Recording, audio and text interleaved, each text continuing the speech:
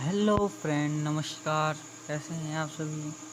स्वागत है आप सभी का हमारे इस यूट्यूब चैनल डियर गुरुजी में। तो चलिए, कल हम लोगों ने क्लास 10 का अनसॉल्व पेपर फर्स्ट देखा था, जो प्रीवियस ईयर पेपर था, सेट 2019 का था। जो आज जो है वही देखेंगे, लेकिन सेट 2 रहेगा। ये सभी जो आपको बता रहे हैं, ये सभी मोस्ट इम्पोर्टेंट क्वेश्चन हैं जो परीक्षा में पूछे ही जाते हैं। इसी को अगर आप बढ़िया से तैयारी कर कर जाएंगे तो अधिक से अधिक मार्क्स लाने की संभावना है। तो चलिए देखते हैं। देखिए,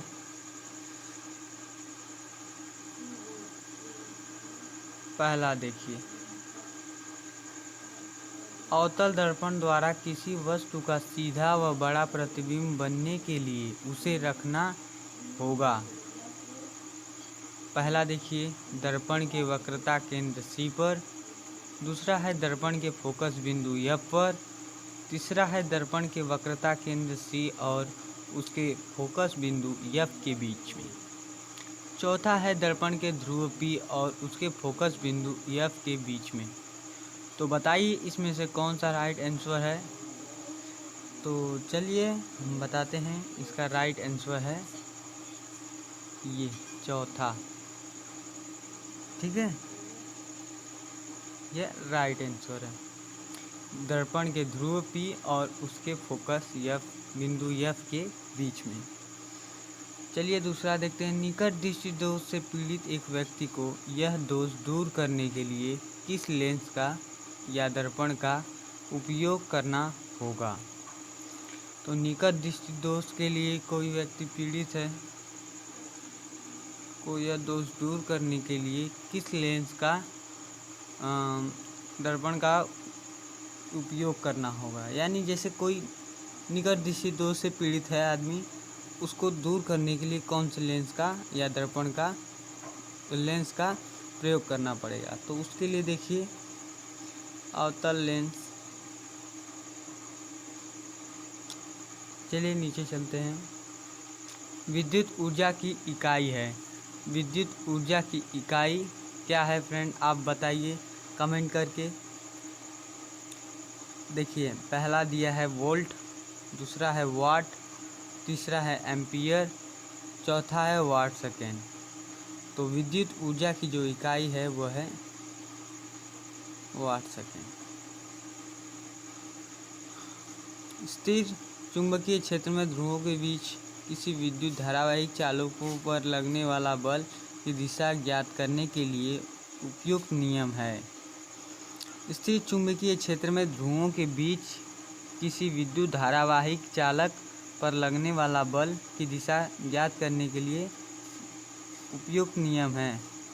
पहला मैक्सवेल क्रू का नियम, दूसरा फ्लेमिंग के दाएं हाथ का नियम, तीसरा फ्लेमिंग के बाएं हाथ का नियम, चौथा है ओम का नियम।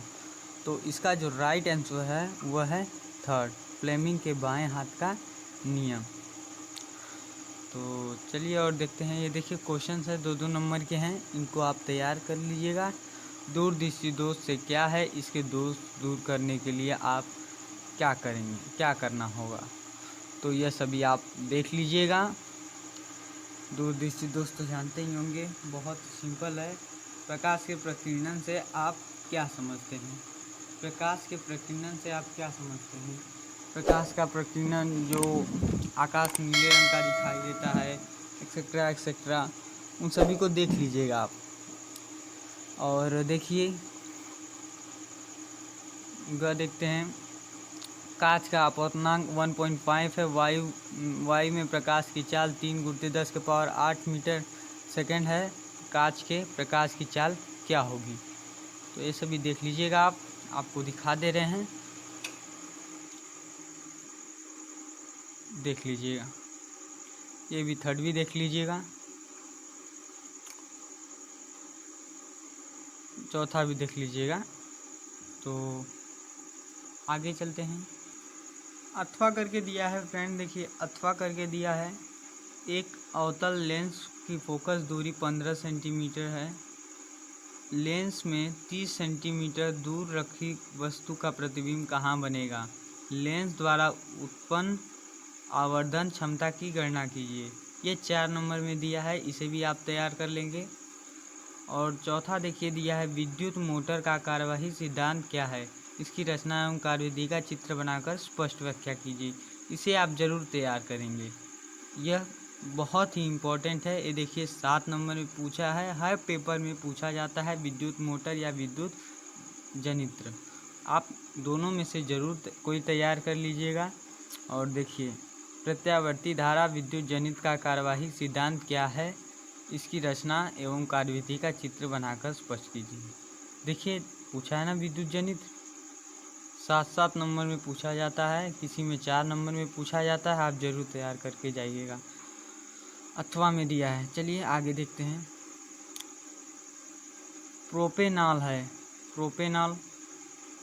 प्रोपेनॉल है। देखिए पहला C3H5OH, दूसरा है C2H5OH, तीसरा है C3H6OH, चौथा है C3H7OH। तो ये जो चौथा है वो राइट आंसर है।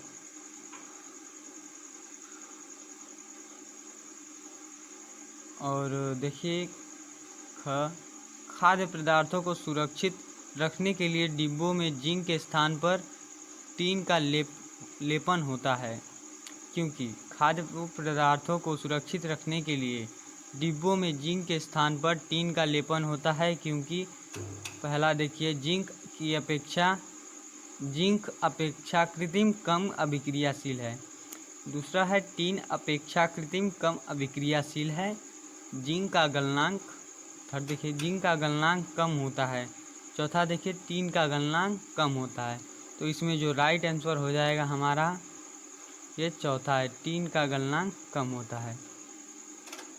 और देखिए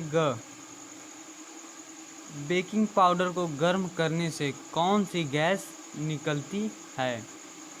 बेकिंग जो पाउडर होता है उसे गर्म करने से कौन सी गैस निकलती है? बेकिंग पाउडर पहला देख लेते हैं CO, दूसरा है Na2CO3, तीसरा है CO2, चौथा है O2। तो देखिए सोडियम कार्बोनेट, Na2CO3, दूसरा कार्बन डाइऑक्साइड, चौथा ऑक्सीजन। तो बेकिंग पाउडर को गर्म करने से कौन सी गैस निकलती है? आज देखिए CO2 निकलती है, ठीक है, CO2 कार्बन डाइऑक्साइड निकलती है। देखिए क्या होता है जब ये तो ज़रूर तैयार कीजिएगा। यह 3 नंबर में 2 नंबर में ज़रूर पूछा जाता है। एथेनॉल की क्षार, पहला देखते हैं, एथेनॉल की क्षारीय पोटेशियम परमैंगनेट से क्रिया कराई जाती है। दूसरा है सूर्य के प्रकाश में मीथेन एवं क्लोरीन गैस को मिश्रित किया जाता है। 3 नंबर में, ये 2 नंबर में ऊपर वाला पूछा है, नीचे वाला 2 नंबर में पूछा है। आप जरूर तैयार करके जाएंगे। तो देखिए निम्नलिखित अभिक्रियाओं को संतुलित समीकरण लिखिए, यह भी जरूर याद करके जाइएगा। तनु सल्फ्यूरिक अम्ल दानेदार जिंक के साथ अभिक्रिया करता है। दूसरा है तनु हाइड्रोक्लोरिक अम्ल एल्युमिनियम चूर्ण के साथ अभिक्रिया करता है। चलिए आगे देखते हैं। देखिए कार्बन के कौन से 2 विशिष्ट गुणधर्म हैं जिनके कारण कार्बन असंख्य यौगिक बना सकता है? ये भी याद करके, ये सभी याद करके जाइएगा आप। हाँ ये देखिए मेंडलीफ की आवर्त सारणी का नियम जरूर याद करके जाइएगा। यह कभी कभी तो मेंडलीफ की आवर्त सारणी का नियम पर आधारित थी, यह जरूर याद करके जाइएगा। ये सब साबुन ये भी याद करके जाइएगा, साबुन का सब।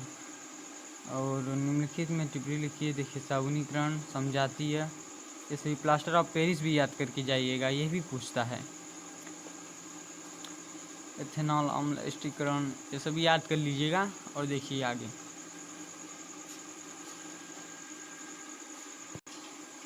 देखिए 9वां का क है, जीवाश्म ऊर्जा का स्रोत है। जीवाश्म ऊर्जा का स्रोत है, पहला देखिए पवन ऊर्जा का, दूसरा है सौर ऊर्जा का, तीसरा है कोयला, चौथा है जल विद्युत। तो इसका जो आंसर है वो आप कमेंट करके नीचे बताइएगा। इसका आंसर हम कमेंट के नीचे बताएंगे, ठीक है। चलिए ख देखिए, विकास के दृष्टिकोण से मानव से सबसे निकटवर्ती है। विकास के दृष्टिकोण से मानव से सबसे निकटवर्ती है, इसको रहने दीजिए, इसको आप बताइएगा। इसको ख को, इसको हम बता दे रहे हैं, इसको आप बताइएगा। जीवाश्म ऊर्जा का स्रोत है, इसका जो राइट आंसर है वो देखिए कोयला है, ठीक है। विकास के दृष्टिकोण से मानव से सबसे निकटवर्ती है, इसको आप नीचे कमेंट में बताइएगा, इसका जो राइट आंसर है। पुरुष में लिंग गुणसूत्र होते हैं। पुरुष में लिंग गुणसूत्र होते हैं। देखिए पहला XY, दूसरा है XX, तीसरा है Y, चौथा है X।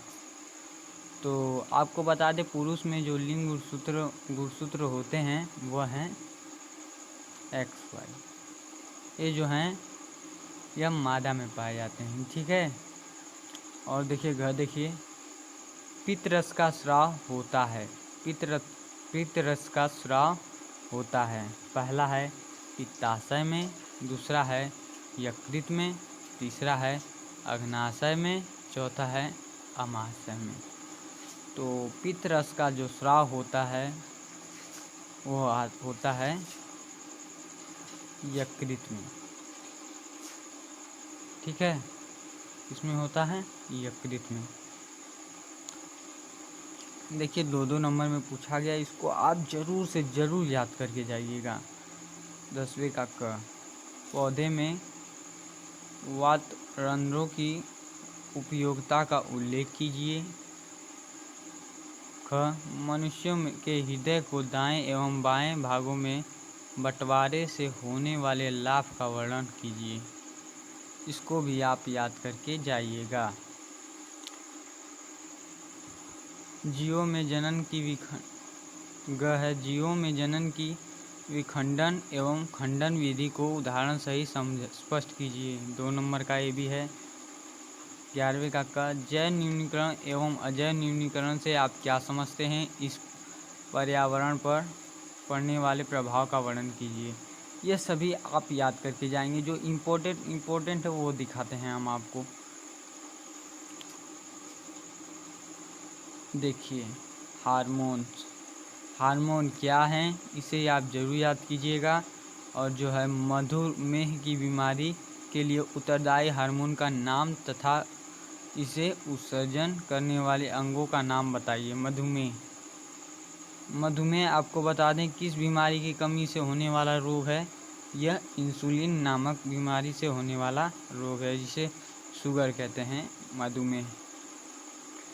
मेंडल के आनुवांशिकता का नियम, ये भी आप याद करके जाइएगा। मेंडलीफ की आवर्त सारणी, इनके 3 नियम थे, ये सभी आप याद करके जाइएगा। गोल झुर्रीदार तथा पीले एवं हरे मटर के बीजों वाले लक्षणों के आधार पर उनके वंशानुगत नियमों के चित्र की सहायता से स्पष्ट कीजिए। ये देखिए 3, 2, 5, 5, 2, 7 नंबर में पूछा गया है। इसे आप जरूर से जरूर याद करके जाइएगा। मानव पाचन तंत्र का नामांकित चित्र, पाचन क्रिया का वर्णन, इसे भी आप याद करके जाइएगा। और एक है हार्ट वाला, दिल वाला है, उसे भी आप याद करके जाइएगा। तो चलिए, धन्यवाद फ्रेंड। यदि आपको हमारी वीडियो अच्छी लगी हो तो इसे लाइक करना ना भूलें, और हमारे चैनल पर अगर नए हो तो हमारे चैनल को सब्सक्राइब करना ना भूलें। प्लीज़ से प्लीज़ सब्सक्राइब कर दीजिए और बेल आइकन का बटन ज़रूर प्रेस कर दीजिएगा, जिससे हमारे हर वीडियो की नोटिफिकेशन आप तक पहुँचे।